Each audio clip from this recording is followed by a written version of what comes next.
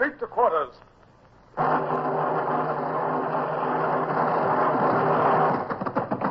out the guns. Stand by the starboard battery. One broadside into her, if you please, Captain Bush. Pointers on target. Linstops ready. Aye, aye, sir. Ready. Fire!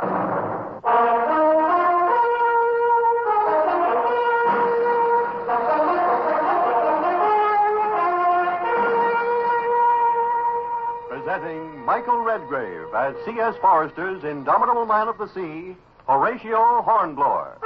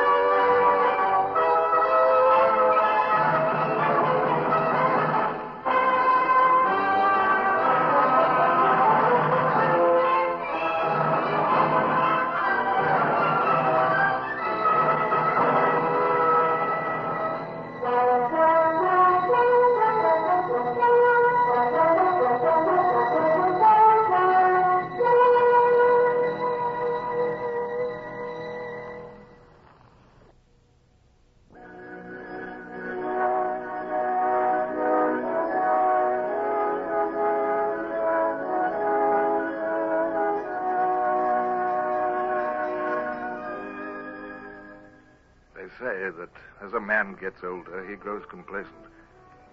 Well, there may be some truth in that, but when I look back on the days when I was young, I recognize myself as an impetuous and carefree young fellow. Often impetuous, not always carefree. Especially when I found that Captain Sawyer, master of the ship on which I served, was no less than a madman. Mr. Hornblower, sir. Mr. Hornblower, what am I to do? Do? Do about what, Wellard? I keep getting punished, Mr. Hornblower. I've been beaten 3 times already. There's no need to whisper. Sir, aboard this ship, everybody whispers. Well, there's no need to now. We're on the leeward rail. The wind carries every word out over the water. Yes, the water. What do you mean? I keep looking at it, sir. The water looks so peaceful, so quiet. And it would feel so good, sir. My skin burns from the marks of the cane, and I keep thinking, if I was in the water, how cool and good it would feel. And Wellard, what possesses you, man, to talk like this? I'm sorry, sir. Well, ever since last Sunday, I keep dreaming. Dreaming? About death, sir. I dream about the captain reading the Articles of War. Wellard. Every time he comes to the word death, I see myself dead. Sir, I'd as soon be dead. Now, don't be a fool, Wellard. If only there was something could be done. Well, perhaps there is. Listen, a group of us are going to talk to Mr. Clive. For searching. Don't breathe a word about this. But if he will certify the captain insane, we can remove him from his command. He won't dare certify him. We shall see. But the doctor or anybody else, they won't dare. Meantime, I dream. So I'd better go. Why? The captain's just come on deck. Oh, so he has. Yes, Mr. Wellard, see that tackle is seen to at once. Tackle? Oh, yes, sir. Get after the ship's carpenter, and if the lines jam again next time we have a heavy blow, we may lose a good deal of canvas. Aye, sir.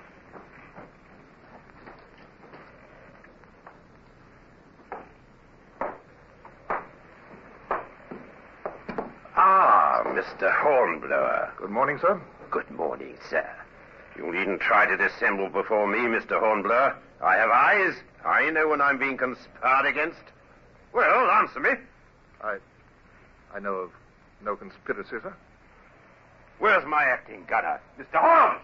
Mr. Holmes! Aye, sir. Yes, Captain Sawyer, sir. Now, that's good and prompt, Mr. Hobbs. One hail and you're at hand.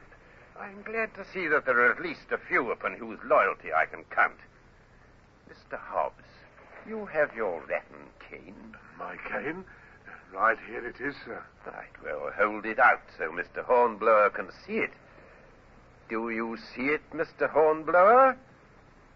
Hobbs, make it whistle. Aye, sir. I see it, sir. Yes, and I warn you, you may feel it. Just as Mr. Willard has, you may feel it. I'll have loyalty aboard this ship, you understand? Loyalty, nothing less.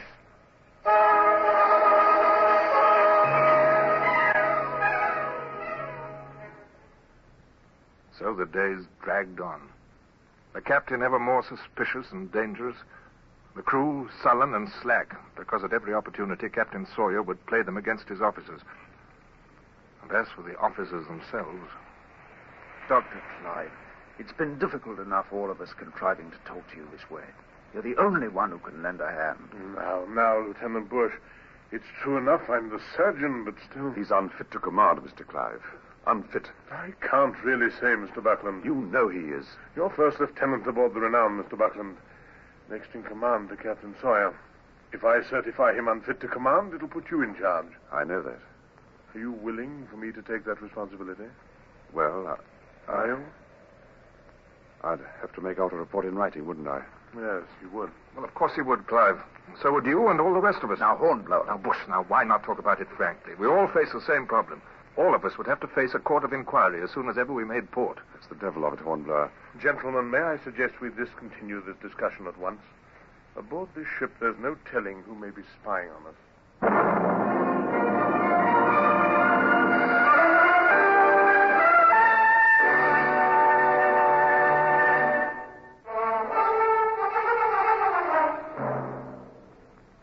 The wake boiled behind us, and the wind stayed fair for the West Indies. We held no more discussions. In a way, it seemed that each one of us was so afraid for himself that he couldn't risk being seen with someone else who might be suspect. And then came one particular afternoon. Answer me about the ammunition locker. Sir? Its lock was broken. You did it some damage, didn't you?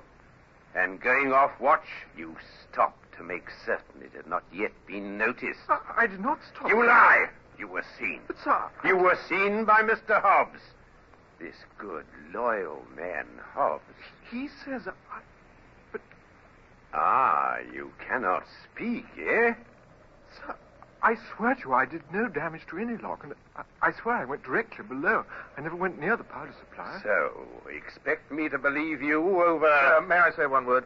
You, Mr. Hornblower? Mr. Willard never went down to the gun deck, sir. Be very careful, Mr. Hornblower. It's true, sir. He went down this way, by way of the starn companionway. Lieutenant Bush and I were coming up for our watch, weren't we, Bush?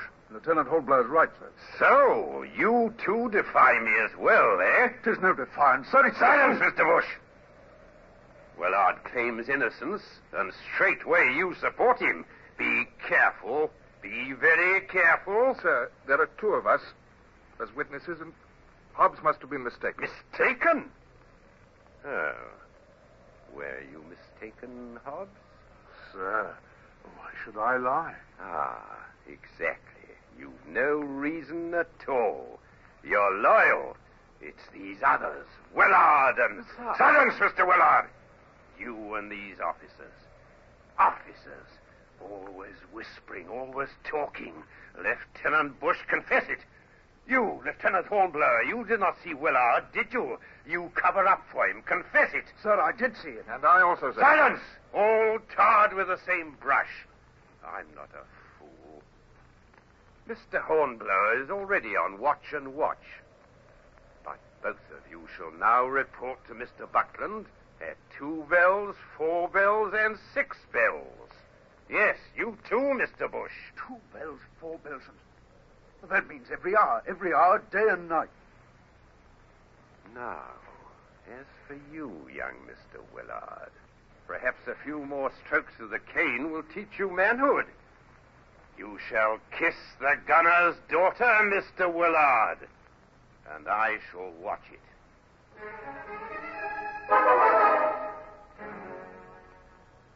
To kiss the gunner's daughter is to be tied face downward over the muzzle of a gun, and to be whipped. Willard made no sound, but to the rest of us in the wardroom, the whistle of the whip came cold and clear. Lieutenant Buckland, we've got to do something. And be punished by the captain. Awakened every hour to stand watch on watch. Oh, well, it'd be better off dead. Awakened every hour around the clock. We'll die ourselves. Oh, he's a madman, Lieutenant Buckland. We've got to do something. Clive's got to declare him unfit. Clive won't. He won't. Then something. A meeting, Mr. Buckland, in the middle of the night. A man can die of exhaustion before we make landfall, or of the whip like that poor... Well, Mr. Willard? Enough? Mr. Willard! Time. Please, one time. Well, he's alive at any rate. Well, Lieutenant? Yes. Perhaps we'd best, Hornblower. I am meeting. A secret meeting. And the Lord protect us all.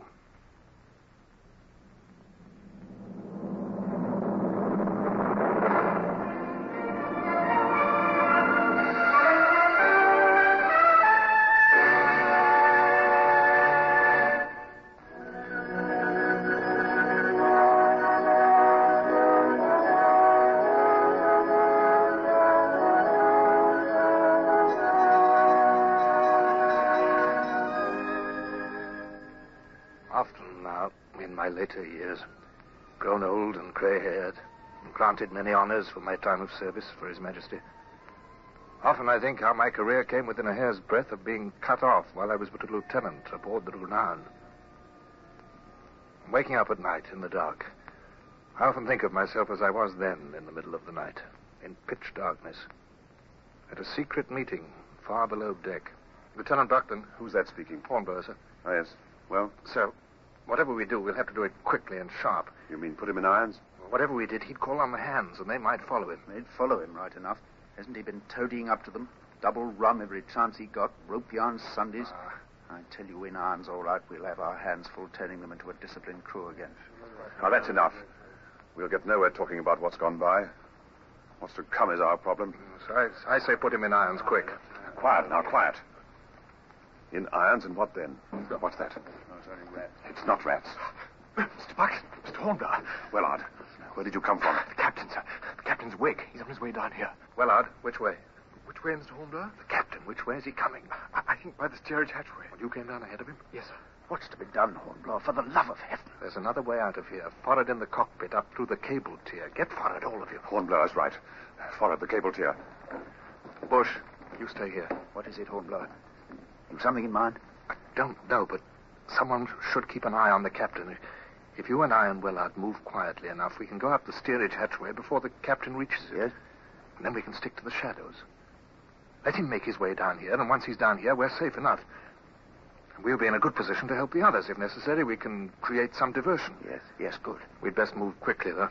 Willard, Willard? Bush, where is Willard? Willard was gone. He'd slipped away in the darkness. There was no sign of him. And suddenly I remembered Willard's white face after he'd been whipped. I remembered his face and how he spoke about the captain. Bush, hurry. What? At least there's a bit of light. Must be coming through the hatchway. What's that? Came from directly ahead of us, below the hatchway. It's a body. It's Captain Sawyer.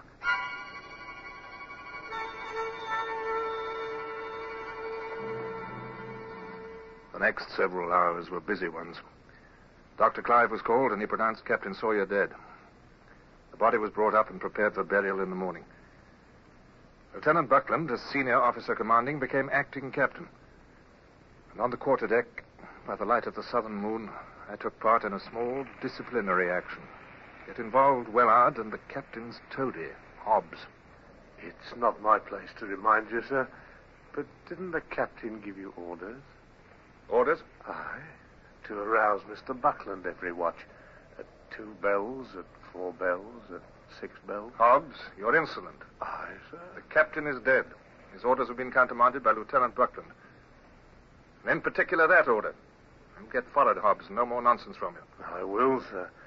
I was only stopping to ask Mr. Willard a question. Oh, what question? About how the captain died, sir. What do you mean? Well, sir, you see, it was me roused Captain Sawyer in the first place. I'd heard something down in the hold. Well, go on. Well, I told him so. He got dressed and gave me orders to call out the Marines. Only I never got the chance. Go on. And that's all, sir. Only I was wondering. It's most curious the captain should trip and fall to his death now, ain't it? Just trip all by himself and fall. What I was about to ask Mr. Wellard was where he might have been when it happened. I was... Well, there's no need to answer that. Isn't there? No, Hobbs. Statements will be taken in the morning, not now. Go for it, Hobbs. That's an order. Aye, aye, sir. Hobbs? Oh, come on. Give me that answer again, and this time properly. Aye, aye, sir. Now you may get forward. Mr. Hornblower, I... Yes, what is it, Wellard? My watch will be over in an hour. Sir, may I come down and speak with you then? It's very important, sir. Wellard, you look tired to death. Why don't you get some sleep, eh? Mr. Hornblower, I killed the captain. Now, Wellard. I did. I was at the steerage hatchway. I got there ahead of you and the others. I climbed the ladder. I was on the deck above in the shadows. But it was dark. Then I saw the captain. He came right past me and leaned over, looking down, sort of. And Wellard, now listen. I came up behind him, sir. He was there. I was right behind him. Right behind him. I don't know what it was. Listen, Wellard, you better not tell me. Pull yourself together. Get your hammock, Wellard. Wellard, get your hammock. You're tired, you know. You need some sleep. We'll talk about it in the morning. Tired, yes. Quite tired. But, Mr. Hornblower, I don't think I shall ever sleep again.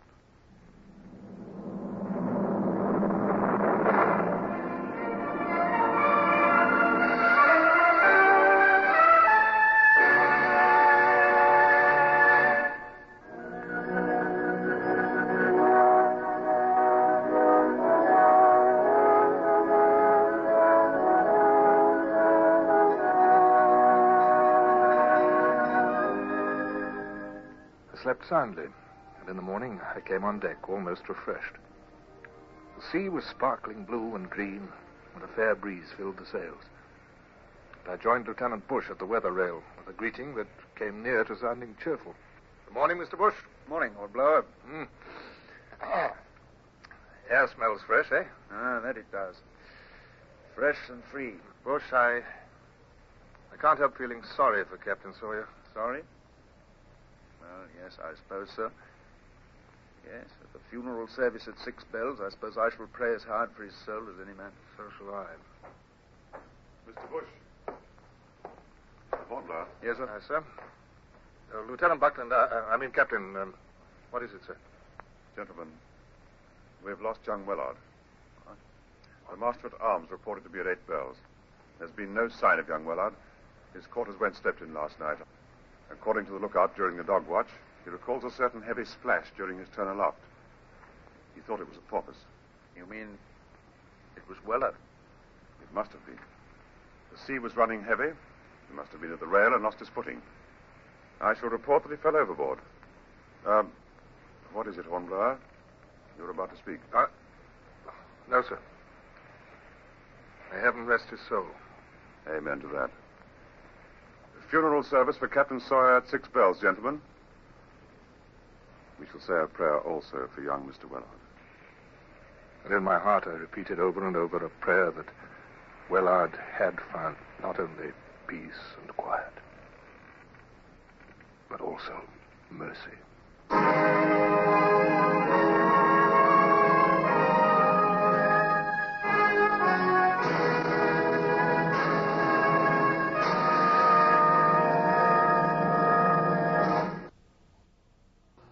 Horatio Hornblower, starring Michael Redgrave, is based on the novels by C.S. Forrester. Music composed and conducted by Sidney Torch. Produced by Harry Allen Towers.